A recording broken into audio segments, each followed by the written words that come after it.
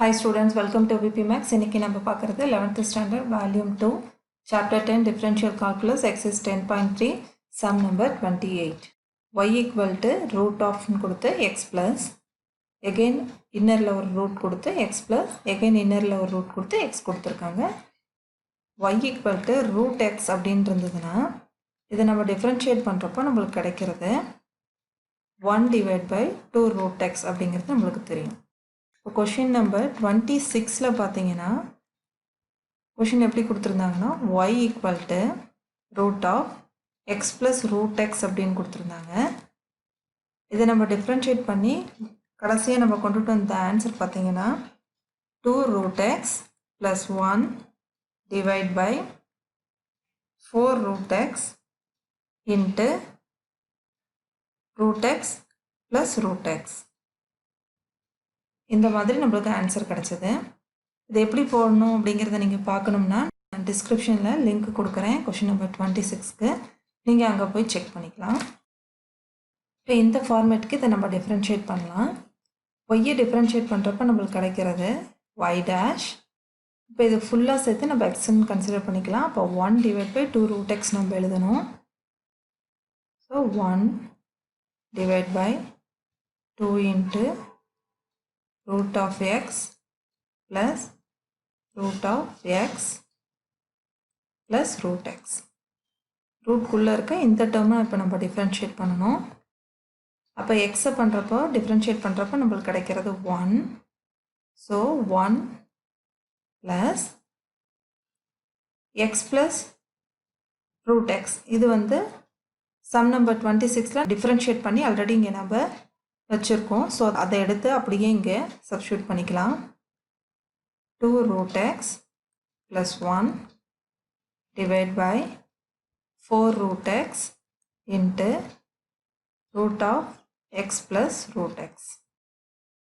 இப்போ next stepல பார்த்தீங்கன்னா 1 divided by இப்போ கீழ இருக்க denominatorல இருக்க term அப்படியே எழுதிக்கலாம். 2 into root of x plus root of x plus root x அப்படின்னு எழுதிக்கலாம். இப்போ இங்க denominatorல இருக்க இந்த டேர்மை இங்க 1 ஓட மல்டிபிள் பண்ணி நம்ம LCM எடுக்கலாம். அப்ப நமக்கு கிடைக்கிறது 4 root x into root of x plus root x. Already நியூமரேட்டர்ல 2 root x plus 1 இருக்கு.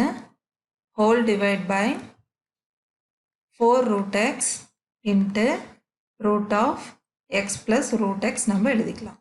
இங்கே 4 2s are 8 denominatorல இருக்கிறத நம்ம எழுதுறோம். then root x எடுத்து எழுதிக்கலாம். இதுக்கு அடுத்தது கொஞ்சம் பெரிய term பார்த்தீங்கன்னா இதை எடுத்து next எழுதிக்கலாம். x plus root x. then இங்க இருக்க term root of x plus root of x plus root x. இப்போ நியூமரேட்டர்ல இருக்கிறத எழுதிக்கலாம். 4 root x into root of x plus root x plus 2 into root x plus 1. Next, question number 29. y equal to sin of tan of root sin x கொடுத்திருக்காங்க. இதை differentiate பண்ணலாம். இப்போ y equal to sin x அப்படின்றதுனா நம்ம differentiate பண்றப்ப நமக்கு கிடைக்கிறது cos x.